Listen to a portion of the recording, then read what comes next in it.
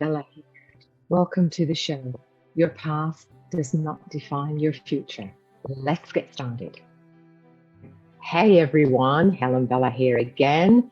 And today we're going to be talking about what it is in our past that helps us get through relationships.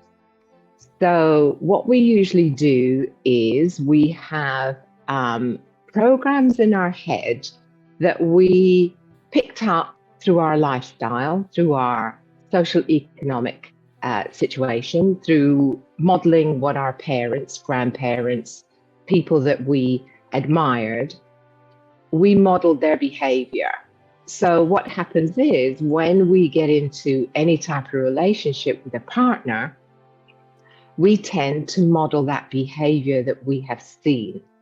Now, sometimes we will see a behavior that we don't like. So perhaps your parents argued all the time and you thought to yourself, well, I'm not going to do that when I have a partner. Or you may have seen your parents were always laughing, joking, full of life, and you thought, that's how I'm going to be when I have a partner. However, what happens is you may think things like that, and you may have yourself, okay, this is how I'm going to be when I'm in a relationship. But your partner may not have the same values, the same model, and the same beliefs that you have. So how do you cope with that in a relationship? Over the years, I've dealt with a lot of couples and a lot of families, and it's challenging for one person to see another person's viewpoint because of the modeling and because of the programs they already have in their brain and their values and belief systems ingrained in them. So sometimes it's a challenge for them to be able to understand where you're coming from. One of the other things I find is that some people don't realize that their relationship is toxic, or their relationship is abusive, or the relationship is really not in a positive light. Again, this comes from your own self-esteem, your self-confidence, and your modeling and your belief system and your values. And a lot of people think that someone that is being put down, so someone says to someone else, okay, well, you're always negative, or you're always doing things wrong, or no, you will never make it. Why don't you just get a job? You'll never have a business. And they sometimes think to themselves, well, that's the opinion of the person that I love, so I need to listen to that opinion. And then over and over again, you hear the same thing. You're not good enough. No, you shouldn't do this. No, you shouldn't wear that. Oh, you look not so good in that. Or your cooking isn't any good. Or your driving isn't any good. Or your parenting skills aren't any good. And sometimes it takes years and years and years of having this said to you over and over again. Then you suddenly realize you're sad, you're unhappy, you're getting depressed. You may be eating, you may be drinking, you may be overworking to compensate for all of these things. But you're doing all of these things unconsciously until something happens, whether you have a talk with another friend and you get a realization, or whether you see another couple and you get a realization, or whether you're watching a program on TV and realization.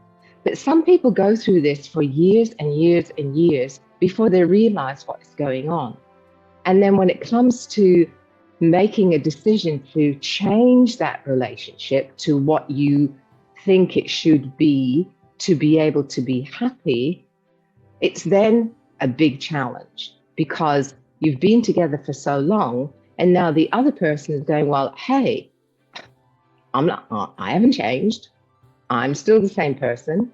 You're the one that is unhappy. So you need to change. So it's very, very challenging. And I find this with a lot of clients. They vacillate between I'm leaving, I'm staying, I'm leaving, I'm staying, I'm leaving, I'm staying, because of the actual brainwashing that they have had either through the relationship they're in, or they've had that all their life and they don't know any different. So if you're in that situation, or you think you may be the person initiating these things to your partner, then look at what is it that you are trying to portray. Is it a modeling behavior that you saw your parents, your grandparents, and you think, well, it was okay for them, so it's okay for me? You find that a lot with disciplining children. Well, I got whooped as a child and I'm okay, so therefore I'm going to do it too. And that can be taken to extremes. Also, especially if one of the parents doesn't believe in physical, for want of a better word, abuse, to teach a child a lesson. There are lots of other ways of doing things. However, your partner, okay for me, so why should it be okay for the kid, right? So it's breaking that cycle of whatever it is that the modeling was. Now, not all of it is abusive. You can get the modeling of the man goes out to work and provides, and the woman stays home, cooks and cleans and things like that. So believe it or not, in this day and age, that still happens. There are still couples that still have that routine. They still have that model. And you have to remember that we're living with at least 3 generations and perhaps 4 generations in a family. So if you look at your grandmother or your great grandmother and the lifestyle that she led and how she was treated and how her model for being a wife, a partner was in relation to 2022, what the people think a relationship is today. Now, some people still think it's the same as your great grandmother. And if it works for them, that's okay. And some people don't think that that's how it should be. And as the generations have moved on, things have changed throughout the years. Women have become more empowered, women have become more self-confident, and women have got more self-esteem. And men also have changed their way of looking at a woman's role, especially in our economic situation where most families have to work. Now, and I'm saying man and woman, I'm talking about all relationships, same-sex relationships, whatever. It's the same thing. You still have an opinion about how you should behave towards another person and how you think that your relationship should be. And to start with, when you get into a relationship, you should really have these conversations. What are your religious beliefs? What are your political beliefs? What are your working from home beliefs? What are your plans for children? What way do you want to bring a child into this world? How do you bring up this child? How do you motivate each other? How do you motivate your children? And you have to have these conversations. If you don't have these conversations, then realistically, you've only got yourself to blame when something doesn't work out the way you want it to, because we're not mind readers. So if you don't mention what it is that you want, or you don't mention what your values and beliefs are, then how is the other person going to know? How are they going to know what it is that your goals and dreams are? So sharing your goals and dreams with the person that you want to share a life with is paramount to having a good relationship. Now, do our goals and dreams change? Absolutely.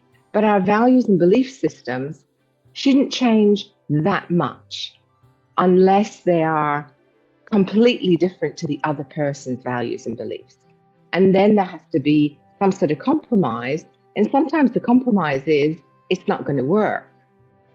There's an exercise that I do with my clients when they're thinking about getting into a relationship, and it's working through what they want in a relationship, and then working through the reasons you want that in a relationship. So, for example, sometimes people will say, well, I want someone that's trustworthy. And then I go, well, what's the purpose of having someone trustworthy? Well, my dad was unfaithful to my mother, so I want a guy that's going to be trustworthy. So you don't really want a guy that's trustworthy. You have a challenge, an emotional response, and a program that's running that all men are untrustworthy. So therefore, I work through overcoming that challenge and getting a different view that every man is not like your father. So you bring your baggage into a relationship, and everyone says, oh yes, I've got baggage. Fair enough. We've all got baggage, absolutely. But unless you fix your baggage, your relationship is going to have that baggage hanging over you. It's going to be hanging over your relationship.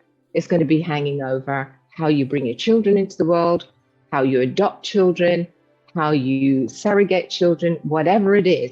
Now, I don't want to get into what has just happened with Roe v. Wade right now, but I'm talking about relationships. I'm talking about a mindset. I'm talking about your values. I'm talking about your belief, and about having a happy relationship that is going to be lasting however long you want it to last. Now, again, when you've got generations, you can ask an opinion of a generation before or below you, and you will get different opinions. Opinions are great to have, but there's someone else's opinions. You have to take on board that opinion and see if it fits with what you want to achieve in your relationship. So even what I'm saying, you could be turning around and say, oh yeah, that sounds like so-and-so, and do nothing about it. Or, yeah, that happened to me, and do nothing about it. That's okay.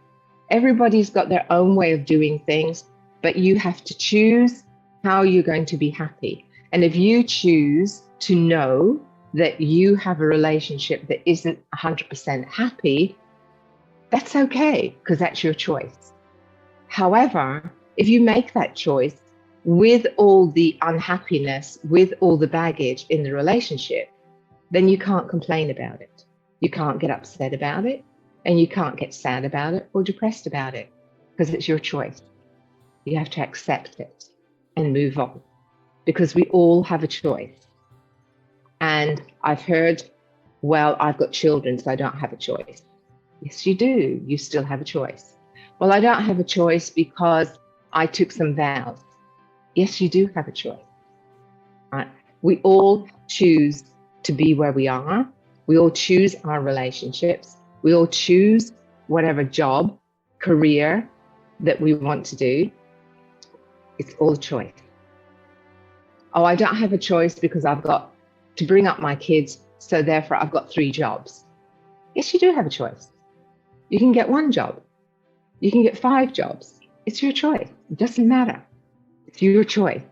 And as long as you're happy with your choice, nobody can say anything about it. But if you're unhappy with your choices, then you have to do something to change that. And whether that's your own self-development, where you have to change and recognize things about yourself, or whether that's you have to recognize things about your partner and have conversations to have that changed so that your relationship can be different. Before, a lot of people I found have gone to therapy, marriage counseling, couples counseling, all those sorts of things, family counseling. And when I've done it with couples, most of them come because they have a problem. They don't come with a solution. Just think about that. You focus on what your challenges are, what your unhappiness is, but what do you want to change? You want your partner to change? Do you want you to change? What is it that you want? So unless you know what it is that you want, you can't expect to change anything anywhere. So you got to know what you want. So I would suggest that you, regardless of what relationship you're in, regardless of what job you're doing, regardless of what career you're in, is you write down things about what it is in your life that make you happy, and write down the things that make you unhappy or not as happy as you would like. And then see if it's something that you have to change, or if it's something your environment has to change, or if it's something that your partner or the people that you live with have to change. And like Dr. Wayne Dyer says, if you can change it and it's in your control, then change it.